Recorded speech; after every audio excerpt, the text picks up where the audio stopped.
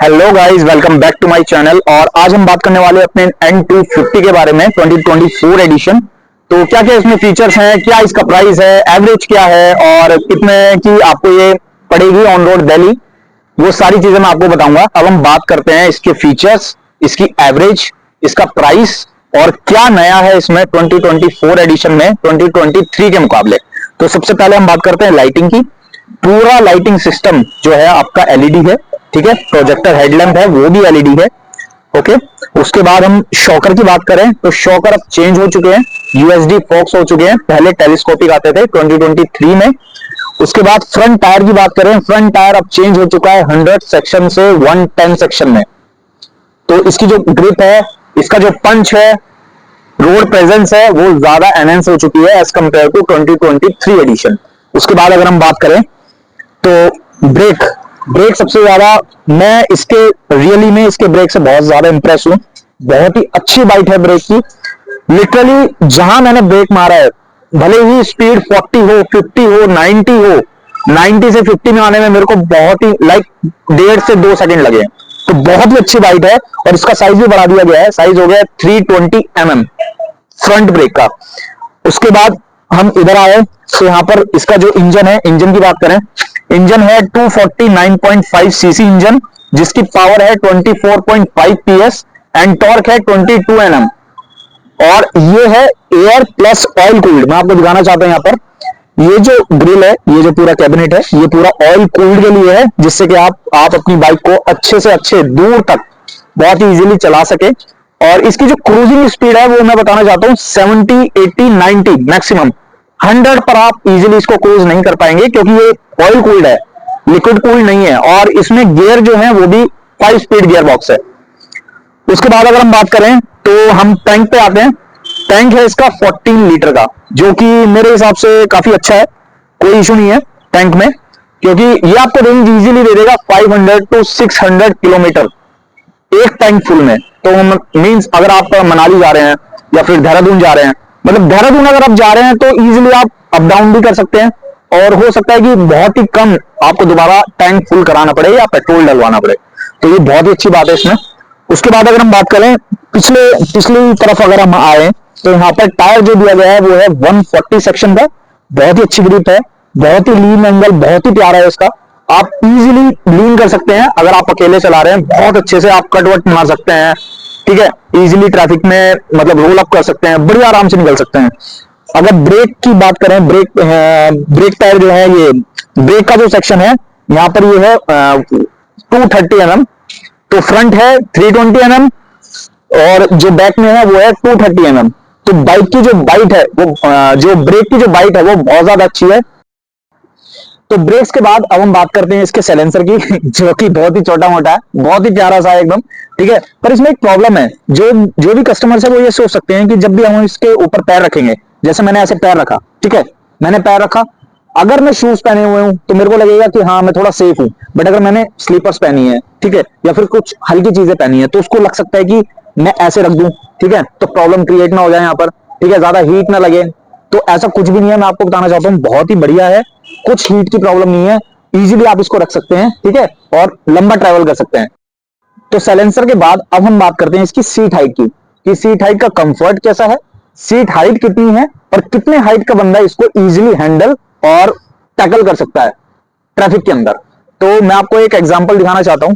मेरी हाइट है 5 फीट 5.8 और मैं इजीली इस पर बैठा हूं। बिल्कुल मेरा जो फुट है वो पूरा जमीन पर है, ठीक है, कुछ भी थोड़ा बहुत भी इधर उधर नहीं है। तो 5'8" के हिसाब से सीट जो है वो बहुत अच्छी है, बहुत कोई प्रॉब्लम नहीं है ट्रैफिक के अंदर। और अगर 5'8" से अगर आप नीचे हैं या 5'5" से नीचे हैं तो आपको प्रॉब्लम हो सकती है, आपको दिक्कत आ सकती है, आपको टैकल करने में स्पेशली ट्रैफिक के अंदर आपको बहुत ज्यादा प्रॉब्लम आ सकती है। और अब बात करते हैं इसके कुशन की। तो सीट का जो कुशन है, दोनों ही सीट का, लाइक राइडर का ले लो या फिर पिलियन का ले लो, दोनों ही सीट जो है वो थोड़ा टाइट है, उतना ज्यादा सॉफ्ट नहीं है। बट राइडर की जो सीट है वो बहुत ज्यादा ग्रैब करके रखती है, आपको पकड़ के रखती है। जब आप लाइक स्पीड में होते हैं 80, 90, 110, 120, तो आपको ऐसा फील नहीं होता कि बाइक आपको पीछे फेंक रही है। आपको पकड़ के रखती है, ग्रैब करके रखती है और आपको मतलब बहुत ज्यादा भरोसा देती है कि आप और ज्यादा स्पीड में चला सकते हो। तो गाइस सीट हाइट और सीट कुशन के बाद अब हम बात करने वाले हैं बैक लाइट के बारे में, इंडिकेटर्स के बारे में, ठीक है, इसकी ब्राइटनेस कैसी है, इसका थ्रो कैसा है इंडिकेटर्स का, वो सारी चीजें मैं आपको दिखाना चाहता हूं। तो आइए देखते हैं एक बार। तो आप देख सकते हैं कि पीछे की जो लाइट है वो पूरी एलईडी है, ठीक है, इंडिकेटर्स भी एलईडी है। मैं आपको जला के भी दिखाता हूं कि कैसा थ्रो है इनका, ठीक है, काफी अच्छा थ्रो है, कोई प्रॉब्लम नहीं है। रात में इजीली जो ट्रैफिक है इजीली आपके इंडिकेटर्स और आपको देख सकता है, तो ऐसे कोई इशू नहीं है, कोई प्रॉब्लम नहीं है। और अगर हम बात करें इधर की साइड, तो यहाँ पे सारी गार्ड मिलता है एज पर आरटीओ रूल्स, ये मैंडेटरी है, इसको कभी हटाना मत, ठीक है। आप अगर ये सोचते हो कि मैं बहुत कूल लगूंगा, इसको हटा के बहुत ही ज्यादा स्पोर्ट्स बाइक हो जाएगी मेरी, तो ऐसा कुछ नहीं है, इसको हमेशा लगा के रखना, नहीं तो आप पर लाइक मिनिमम शायद 2000 रुपए का चलान है, मतलब एज पर माई नॉलेज, ठीक है। तो गाइज सारी गार्ड के बाद अब हम बात करते हैं इंस्ट्रूमेंट क्लस्टर की, क्या क्या फीचर्स है, ठीक है, कौन कौन से मोड्स हैं, ठीक है, और क्या क्या फीचर्स अब 2024 में हमें दिए गए हैं। तो आइए देखते हैं हम। तो सबसे पहले मैं आपको दिखाना चाहता हूं कि यहां पर जो मोड है वो है रोड, इसको हम चेंज कर सकते हैं रेन, और उसके बाद है ऑफ रोड। और अगर हम बात करें यहां पर एवरेज की, तो आप देख सकते हैं यहां पर जो मेरी एवरेज आई है वो भी सिटी में चलाने के बाद, नोएडा जैसे शहर में, तो यहां पर 42 दिखा रहा है। तो अगर मैं बात करूं 42, तो क्योंकि मैं मानता हूं कि थोड़ा बहुत जो एवरेज है वो इधर उधर हो सकती है, 42 नहीं 40 हो सकती है, 38 भी हो सकती है। तो 250 सीसी के लिए 38 या 39 किलोमीटर पर आवर या फिर 40 kilometre per hour is sufficient, वो भी फर्स्ट सर्विस के बाद। तो फर्स्ट सर्विस के बाद, और बाइक की जो एवरेज बढ़ती है वो लगभग सेकंड सर्विस के बाद जो है उसकी एवरेज अच्छी होती है। जो इंजन है वो रमा हो जाता है, रमा मतलब बहुत ज्यादा थोड़ा रफ एंड टफ हो जाता है, चलने में इजी हो जाता है, बहुत स्मूथ हो जाता है। उसके बाद एवरेज आप इजीली लगभग निकाल सकते हैं 43, 44, 45, तो इसके लगभग आप इसमें से एवरेज निकाल सकते हैं सेकंड सर्विस के बाद। ओके, सो हाँ, तो फाइनल अब बात करें प्राइस का, तो प्राइस है ऑन रोड दिल्ली 1,80,000 की।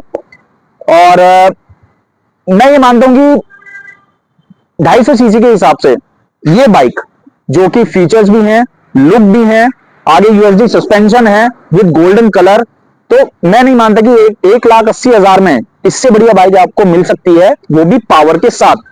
और आप ये सोचते होंगे कि मैं इसकी जगह NS200 ले लूं, वो एवरेज भी अच्छी रहेगी और मेरे को लिक्विड कूल भी मिल जाएगा और मेरे को 6 गियर भी मिल जाएंगे। तो मैं आपको बताना चाहता हूं कि NS200 में पावर सेम है, बट उसमें जो टॉर्क है वो कम है। उसमें टॉर्क है 18.5 Nm टॉर्क, और इसके अंदर है 22 Nm टॉर्क। तो टॉर्क का भी काफी ज्यादा मतलब जो महत्व रहता है कि जब आप बड़े गियर पे होते हैं और आप ब्रेक लगाया ट्रैफिक के अंदर, और जब आप दोबारा से रेस देते हैं तो इजीली आपकी जो बाइक है वो उसको हैंडल कर लेती है। तो इस चीज में टॉर्क काफी ज्यादा फायदा होता है, और जब आप पहाड़ों पे जाते हैं तो भी बहुत ज्यादा फायदा होता है। तो यही थी मेरी आज की वीडियो, ठीक है। मेरा जो वॉक अराउंड है वो सारी चीजें, जो भी फीचर्स हैं, जो भी बाइक के बारे में है, तो इसके बाद और जो अच्छा बुरा होगा, जो एडवांटेजेस हैं, डिसएडवांटेजेस हैं, वो मैं आपको मतलब अगली वीडियो में बताऊंगा कि क्या क्या मेरे को इस बाइक में अच्छा लगा, क्या क्या चीजें मेरे को इसमें बाइक में कमी लगी या फिर बेकार थी, 250 के हिसाब से ठीक नहीं थी, ठीक है। So stay tuned and bye bye.